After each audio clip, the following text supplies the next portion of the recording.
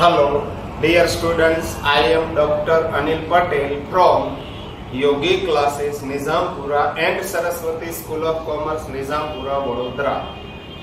Last lecture में हम देख रहे थे स्टैंडर्ड 12 अकाउंटेंसी पार्ट फर्स्ट में चैप्टर नंबर था for admission of A partner. आज हम देखने के लिए जा रहे हैं लेक्चर नंबर है आपका 10, एग्जाम्पल नंबर 14, पेज नंबर 211 पर लास्ट लाइन पे आपको देखना है। 211 पे दो लाइन है, बाद में 212 नंबर का पेज पे हम जाएंगे।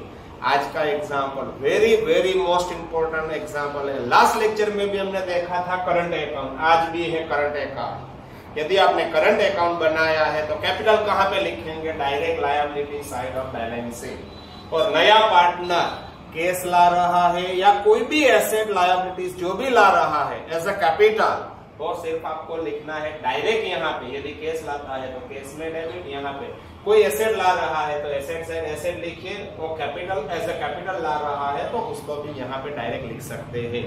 ओके, चलो आज का एग्जाम्पल थोड़ा इंपॉर्टेंट है तो आपको देखना है एग्जाम्पल नंबर 14। लास्ट पेज पे आपको देखना है, पेज नंबर है 211 पे।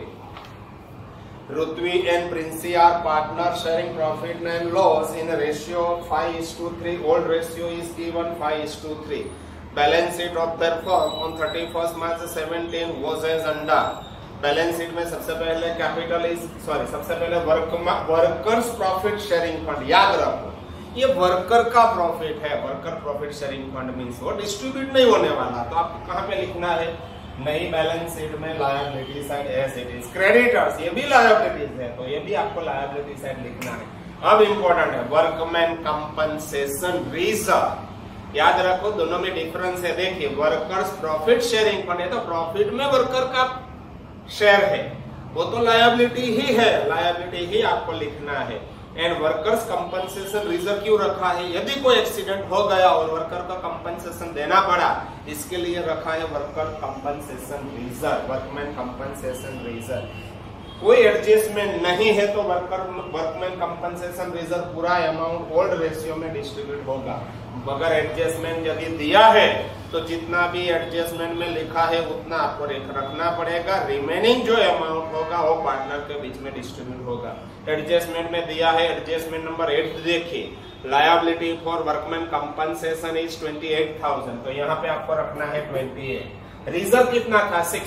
60 में से 28 आपको रखना है तो 32,000 को ओल्ड रेशियो में यहाँ पे करंट अकाउंट में डिस्ट्रीब्यूट होगा।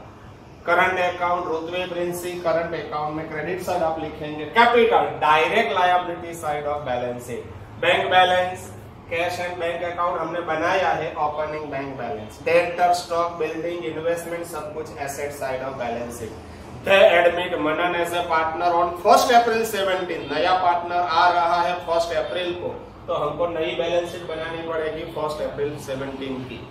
On the following terms Manan will bring his personal furniture 75,000 as a capital. देखिए मनन केस नहीं ला रहा है, पर्सनल फर्नीचर ला रहा है as a capital. It means furniture आ रहा है, एसेट साइड लिखेंगे फर्नीचर एंड लायबिलिटी साइड यहाँ पे लिखेंगे कैपिटल में, मनन्स कैपिटल में फर्नीचर ला रहा है। आगे लिखा है out of creditor 60,000 are payable to Manan which is to be transfer to his capital account. Creditors में से 60,000 तो मनन पेमेंट करने वाला है, वो भी कैपिटल में ट्रांसफर करना है आपको, तो क्रेडिटर्स में से करेंगे लेस और मनन्स कैपिटल में हो जाएगा एड 60,000। आगे लिखा है Manan will be given 1/5 share in future profit. यदि जरूरत पड़ेगी तो न्यू रेशियो ढूंढेंगे, अगर जरूरत ही नहीं है तो सेक्रीफाइसिंग डायरेक्ट दिया है 1/5, तो सेक्रीफाइसिंग रेशियो कौन सा होगा? जो ओल्ड रेशियो है 5:3 वही आपका सेक्रीफाइसिंग रेशियो हो जाएगा। आगे लिखा है Manan will bring 45,000 as a goodwill in cash. Manan 45,000 goodwill cash में ला रहा है, यानी कि कैश इनफ्लो, तो कैश में होगा डेबिट। यहाँ पे लिखेंगे 45,000 प्रीमियम फॉर गुडविल, यहाँ पे होगा क्रेडिट। कौन सा ratio? Sacrificing ratio. If new ratio is not given, sacrificing ratio is also not given, तो सेक्रीफाइसिंग रेशियो कौन सा होगा? ओल्ड रेशियो जो है वही आपका सेक्रीफाइसिंग रेशियो हो जाएगा। Next one, goodwill of A firm is valued at 3 lakh. ये देखिए फर्म की गुडविल है 3 लाख, ये फर्म की गुडविल है। Out of which Manan share in goodwill आपको ढूंढनी है। तो मनन का शेयर दिया है 1/5, तो 3 लाख में से 1/5 मनन की गुडविल होनी चाहिए, यानी कि 60,000 होनी चाहिए। 60 में से मनन केस कितनी ला रहा है? 45।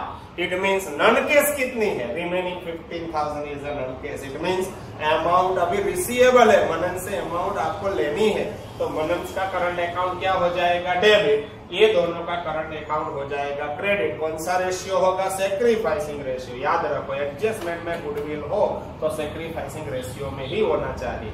Credit purchase 15,000 which are not recorded in creditors account and purchase account. Purchase में भी नहीं लिखा है, क्रेडिटर्स में भी लिखना अभी बाकी है, but it is included in closing stock में आ चुका है, तो क्रेडिटर्स में आपको करना है ऐड। यदि लायबिलिटीज इंक्रीज होगी, इट इज लॉस, रिवैल्यूएशन में हो जाएगा debit. Market value of stock of rupees 45,000 is 36। 45 का स्टॉक का हो गया 36, यानी कि 9,000 डाउन। स्टॉक में से आपको लेस करना है 9,000, इट इज लॉस, रिवैल्यूएशन में हो जाएगा डेबिट। नेक्स्ट वन, लायबिलिटी, ये तो पहले आ चुका है। Accrued interest on investment, it means interest receivable on investment. Asset side, asset increase, it is profit, revaluation में हो जाएगा credit. Prepare new balance sheet after admission, admission के बाद की आपको बनानी है न्यू बैलेंस शीट। देखिए ओल्ड रेशियो इज गिवन, पहले मैं लिखता हूं, जरूरत नहीं है, फिर भी लिखने की जरूरत ही नहीं है। डायरेक्ट 1/5 सेल दिया, sacrificing ratio is not given, new ratio is also not given. It means जो ओल्ड रेशियो है वही आपका सेक्रीफाइसिंग रेशियो है। कैलकुलेशन ऑफ गुडविल के लिए एडजस्टमेंट नंबर पहले आपको देखना है। एडजस्टमेंट नंबर पे goodwill of A firm, firms goodwill rupees 3 lakh. Therefore, M's share in goodwill, goodwill में एम का शेयर, मनन का शेयर 3 लाख में से एडजस्टमेंट में दिया है मनन शेयर इन प्रॉफिट 1/5, तो गुडविल में भी 1/5 शेयर होना चाहिए। इज इक्वल टू 1/5 करेंगे तो ये हो जाएगा 60,000। 60 में से कैश कितनी ला रहा? एडजस्टमेंट में लिखा है कैश 45, तो नन कैश कितनी होगी? 15,000।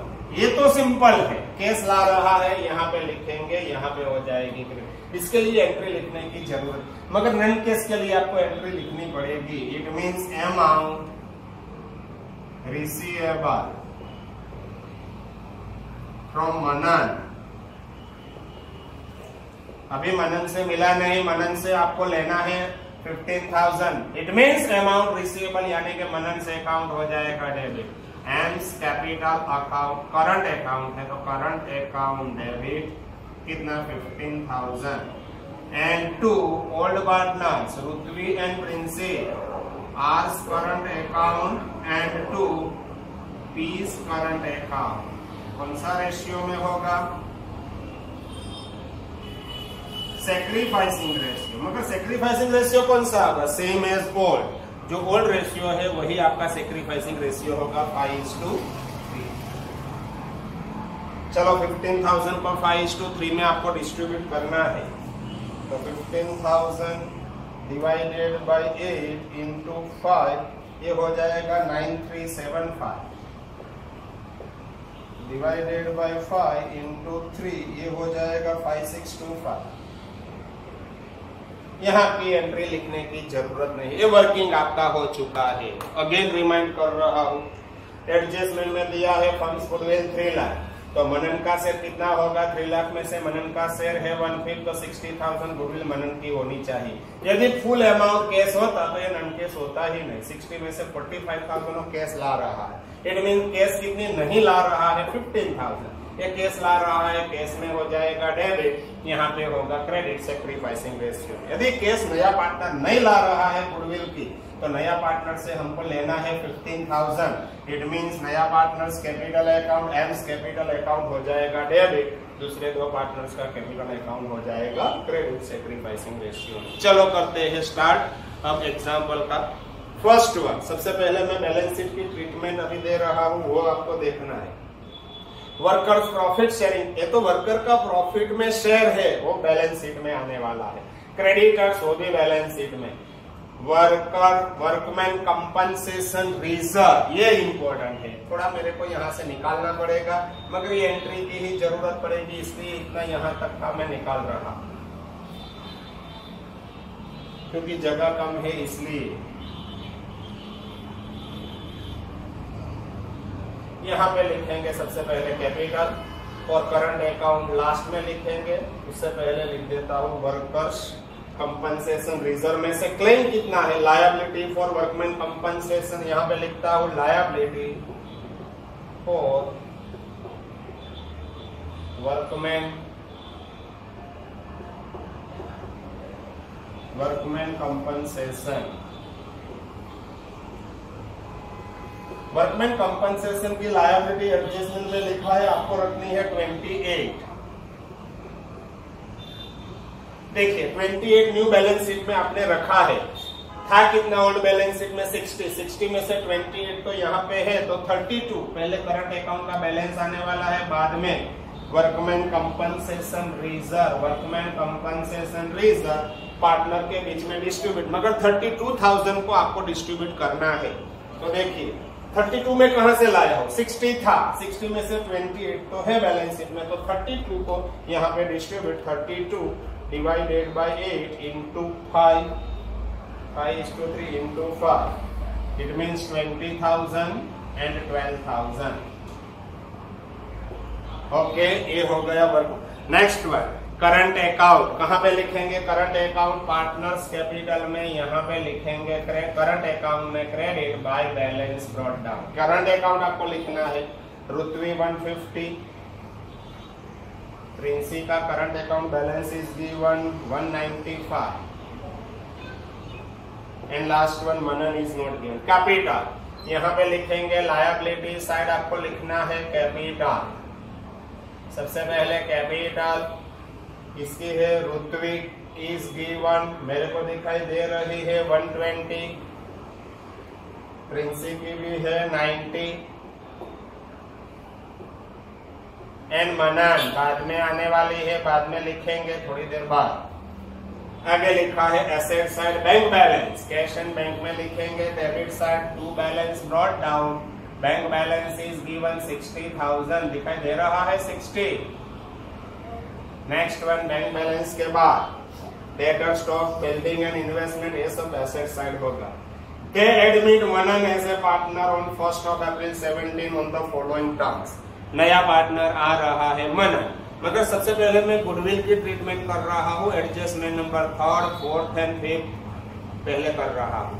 पहले एडजस्टमेंट नंबर आपको देखना है, फिर goodwill of A firm 3 lakh, बाद में 3rd मनन का शेयर गुडविल में है 1/5, ये हो जाएगा 60, बाद में एक एडजस्टमेंट है 4th, 60 में से 45 वो केस ला रहा है, तो 45 के लिए केस आ रहा है, केस में होगा डेबिट 45,000। ये क्या है, प्रीमियम फॉर गुडविल, तो यहाँ पे लिखेंगे प्रीमियम फॉर गुडविल, यहाँ पे हो गया डेबिट प्रीमियम फॉर गुडविल।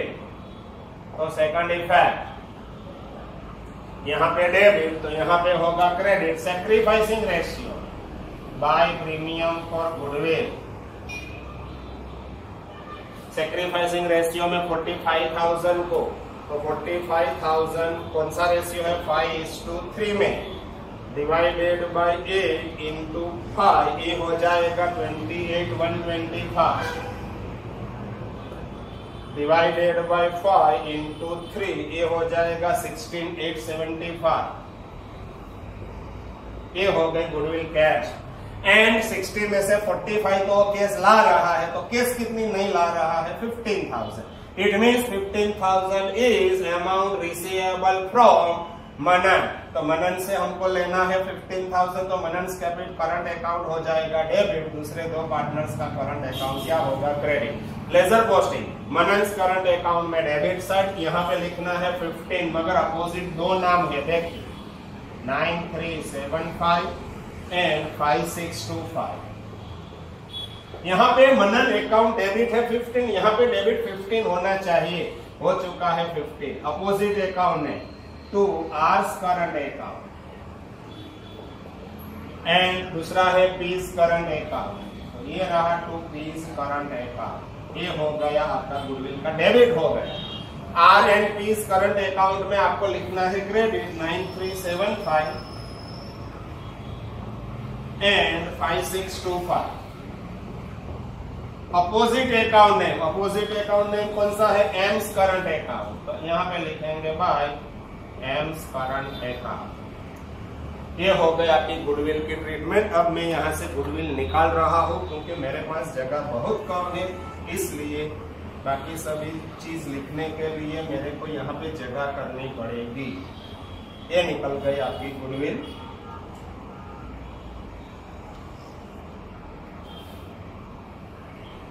देखिए अब यहाँ पे बैलेंस शीट हम ड्रॉ करते हैं।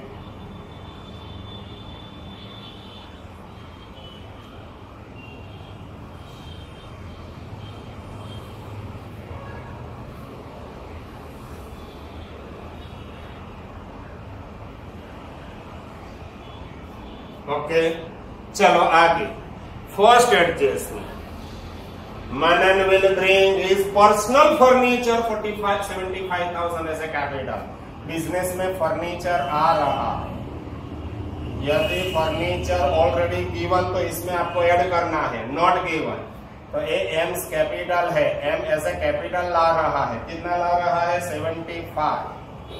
सेकंड इफेक्ट, फर्नीचर आ गए, यदि केस लाता तो केस में डेबिट यहाँ पे लिखता, फर्नीचर लाया है तो एसेट साइड आपको लिखना है फर्नीचर, यहाँ पे लिखेंगे 75 प्लस, अभी और ला रहा है एज अ कैपिटल, ये फर्नीचर लाया एम, बाद में अभी और ला रहा है। नेक्स्ट एडजस्टमेंट में देखिए, out of creditor 60,000 are payable to Manan.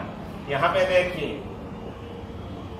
Creditors कितने हैं, ऑलरेडी ओल्ड बैलेंस शीट में P1 120, इसमें से 60,000 are payable by Manan which is transferred to his capital account, तो यहाँ से लेस करेंगे, less and capital account, capital में आपको ट्रांसफर करना है 60।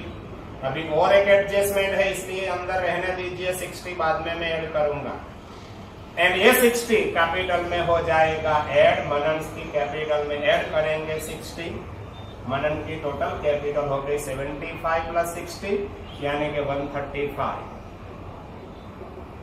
ये आपके लिए इंपॉर्टेंट पॉइंट है। देखिए आगे लिखा है थर्ड एडजस्टमेंट हो चुका है, फोर्थ हो गया, फिफ्थ भी हो गया, सिक्स देखिए credit purchase 15,000 which was not recorded in creditors, creditors में अभी तक रिकॉर्ड नहीं हुआ है तो आपको रिकॉर्ड करना है, प्लस करेंगे क्रेडिट परचेज, अनरिकॉर्डेड परचेज कितना था 15,000, ये हो गया क्रेडिटर्स आपका 75, लायबिलिटीज इंक्रीज, क्या होगा लॉस, तो यहाँ पे लिखेंगे टू क्रेडिटर्स,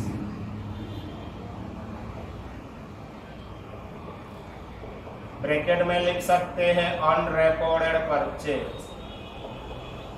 जो अनरिकॉर्डेड परचेज था ये है unrecorded purchase 15,000।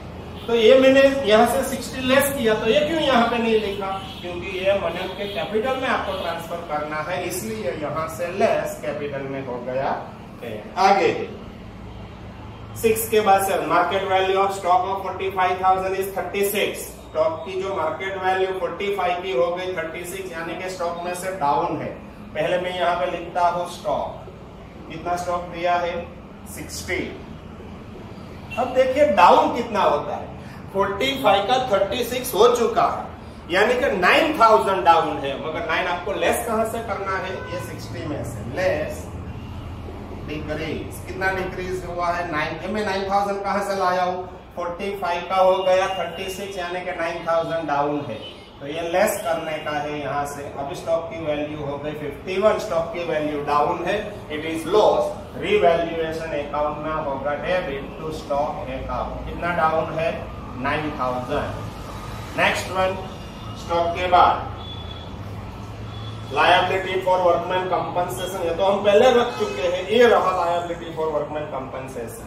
Next one, accrued interest on investment 24,000 is not recorded, अब रिकॉर्ड करना पड़ेगा। accrued interest on investment, accrued interest on investment कितना रखना है आपको? Account interest on investment 24,000। अब तक नहीं था, अब आ चुका है 24। ये क्या हुआ? Asset increase. अब तक एसेट नहीं थी, अब एसेट इंक्रीज यानी कि प्रॉफिट रिवैल्यूएशन में होगा credit by accrued interest on investment 24,000। Next adjustment बस हो गया। रिमेनिंग आइटम जो ओल्ड बैलेंस शीट में दी है एज इट इज आपको लिखनी है न्यू बैलेंस शीट में। Workman profit sharing fund as it is, workman profit sharing fund कितना है? वर्कमैन प्रॉफिट शेयरिंग फंड मेरे को दिखाई दे रहा है 30,000। क्रेडिटर्स आ चुका है। वर्कमैन कंपनसेशन रिजर्व में से 28 liabilities, remaining is undistributed profit. आगे करंट अकाउंट आ चुका है, कैपिटल भी आ चुका है। एसेट साइड देखिए, बैंक बैलेंस आ चुका है। डेटर्स अभी बाकी है, debtors is asset, current asset है, इसलिए मैं यहाँ पे नीचे लिखता हूँ डेटर्स कितना है? Debtors is 90,000। डेटर्स के बाद स्टॉक आ चुका है। Building, building is a fix asset, यहाँ पे हम लिखेंगे बिल्डिंग। अमाउंट दिया है आपको 450। एंड लास्ट वन इन्वेस्टमेंट, बीच में करंट और फिक्स एसेट के बीच में आपको लिखना है इन्वेस्टमेंट। कितना है इन्वेस्टमेंट? 105 as it is. बस ये एग्जाम्पल आपका यहाँ पे हो गया है कंप्लीट। अब मैं क्लोज करूंगा। सबसे पहले रिवैल्यूएशन अकाउंट, रिवैल्यूएशन का डिफरेंस जाएगा करंट अकाउंट। करंट अकाउंट में यदि यहाँ पे डिफरेंस आ रहा है तो लायबिलिटी साइड, यहाँ पे डिफरेंस आएगा तो एसेट साइड लिखूंगा। कैश का भी बैलेंस आपको लिखना है एसेट साइड। सबसे पहले रिवैल्यूएशन, दोनों साइड टोटल इक्वल हो रहे हैं। देखो यहाँ पे 24, यहाँ पे भी 24। यदि डिफरेंस है तो आपको करंट अकाउंट में ट्रांसफर करना है, नहीं है डिफरेंस। अब current account, R credit side ज्यादा है, एमपी में भी क्रेडिट मगर एम में डेबिट साइड ज्यादा है। देखिए सबसे पहले लिखना है आपको R Rutvi 150 plus 20 plus 28 125 plus 9375 total हो जाएगा 207 500। Opposite 207 500, difference 207 500। To balance carried down. Princy में भी क्रेडिट ज्यादा है 195 प्लस 12,000 प्लस 16875 प्लस 5625 टोटल हो जाएगा 229500। Opposite 229500, difference 229500। एम में डेबिट ज्यादा है 15,000, अपोजिट 15,000, डिफरेंस 15,000। क्या लिखेंगे? By balance carried down. ये रूल्स देखिए, यदि यहाँ पे बैलेंस है तो liability side current account balance, यहाँ पे बैलेंस है तो आपको लिखना है एसेट साइड। तो पहले लायबिलिटी साइड लिखता हूँ। यहाँ पे देखिए current account, in that current account में सबसे पहले है रुत्वी प्रिंसी। रुत्वी का 207,500, प्रिंसी का है 229,500। ये दोनों का टोटल 207,500 प्लस 229500 टोटल हो जाएगा 437। एंड यहाँ पे जो बैलेंस है वो लिखेंगे एसेट साइड। यहाँ पे लिखेंगे देखिए करंट अकाउंट, दिखाई दे रहा है ये करंट अकाउंट। इन दैट ये किसका है? मनन का। कितना है? 15,000, outer column 15,000। Cash account debit ज्यादा है 105, अपोजिट लिखना है आपको 105, डिफरेंस 105, ये भी है आपका क्लोजिंग बैलेंस। यहाँ पे लिखेंगे बाय बैलेंस कैरिड डाउन। ये balance asset side it is called as cash and bank balance 105,000। अब करना है आपको बैलेंस शीट का टोटल, दोनों साइड टोटल इक्वल होना चाहिए। पहले liability side 437 plus 30 plus 75 plus 28 plus ये टोटल कितना हो रहा है 570 बाद में ऐड कर दूंगा 120 प्लस 90 प्लस 135 टोटल होगा 345। इसमें आपको प्लस करना है 570 टोटल हो जाएगा 9,15,915,000। एसेट साइड देखते हैं सेम होना चाहिए 75,000 plus 450 plus 105,000 plus 51,000 plus 24,000 plus 90,000 plus 15,000 plus 105,000 total 915। Yes आ गया, दोनों साइड टोटल हो चुका है इक्वल, यानी कि एग्जाम्पल यहाँ पे आपका हो चुका है कंप्लीट। ये एग्जाम्पल आपके लिए इंपॉर्टेंट था। यहाँ से आगे 15 से आगे एग्जाम्पल करने की जरूरत नहीं है, क्योंकि इस साल यानी कि मई